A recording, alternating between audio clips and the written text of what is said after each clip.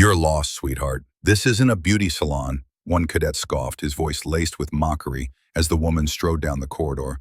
Her worn green flight suit hugged her form, unzipped just enough to provoke murmurs from every uniformed man she passed. Her boots struck the floor with steady rhythm, echoing through the hallway, a sound drowned by smirks, sneers, and crude laughter from soldiers barely out of adolescence.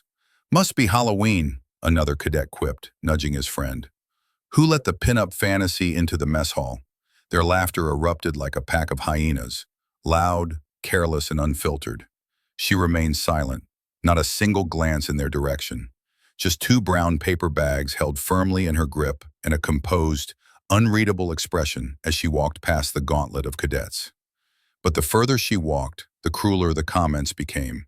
"Probably just some officer's plaything," one muttered, "wearing that jacket like she actually earned it." That jacket, faded olive, threadbare at the cuffs, missing a tooth from the zipper, hung a bit too large on her frame. But over the chest pocket was a patch. The colors had dulled with time, the thread nearly worn down to nothing, yet it was still there. A name, a squadron, and one symbol that stopped everything. A crimson lightning bolt cleaving through a pair of golden wings. And that's when the general stepped out of his office. Mid-sentence, he froze.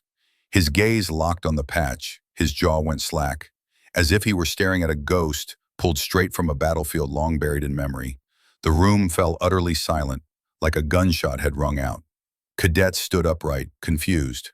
The general, a man who hadn't flinched in 20 years of service, now stood completely still, in front of her. "Where did you get that jacket?"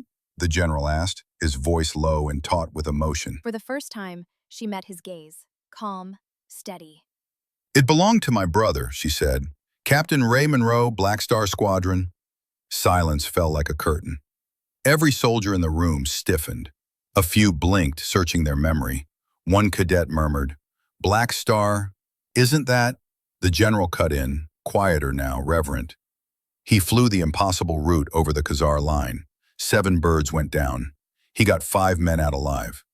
And died carrying the 6th, she finished softly. Her voice barely above a whisper, yet it carried like thunder through the hall. The general stepped closer. The steel in his eyes had softened, replaced with a depth of respect and the heavy shadow of guilt. "Ray Monroe," he said quietly. "Best damn pilot I ever trained. He had a sister. I remember her. Little kid always racing around the base with a toy airplane." "I grew up," she replied. "I didn't enlist to fly. I joined to serve." One cadet stammered, stunned. "Wait, ma'am, you're military?" She nodded. "Logistics, 4 years, injured during a supply run in Kandahar, medically discharged." She lifted her arm slightly, revealing a faint scar along her shoulder. "I wear this jacket to remember why I started, why we all start." The cadets who had mocked her shrank back in silence. The general turned to face them slowly, his tone cutting and cold. "Every year, I watch new recruits swagger in here, thinking you're warriors, because you can shout loud and run fast. But you don't even know the history woven into the threads of that jacket. You didn't just mock a person," the general said firmly. "You mocked a legacy." He turned to the woman, then straightened his posture and delivered a crisp, practiced salute. "Ma'am, it's me who should be saluting you." She blinked, surprised, but returned the gesture with quiet dignity.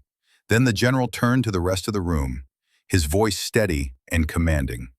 "Let this be a lesson. Humility is not optional. You never truly know who you're speaking to, and you have no right to define someone's worth based on how they look." She didn't demand your respect, she earned it. The room remained silent, the air tense. Then, slowly, one cadet stepped forward. He raised his hand and offered a solemn salute. No words, just a quiet nod of regret.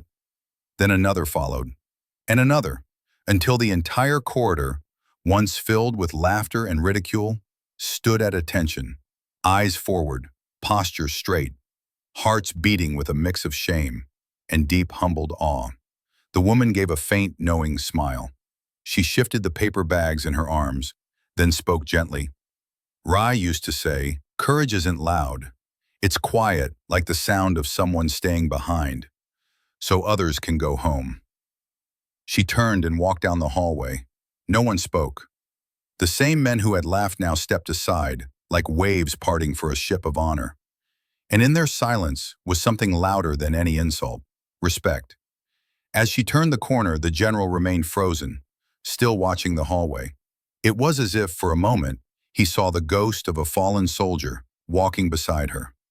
So remember this: never judge someone by what they wear, because sometimes a worn-out jacket holds more honor than the cleanest uniform ever could. Before we close this story, tell us in the comments, where are you watching from? If this story moved you, hit that like button, subscribe, and drop a karma in the comments below. Until next time, remember, real courage doesn't shout. Sometimes it simply walks quietly, with purpose.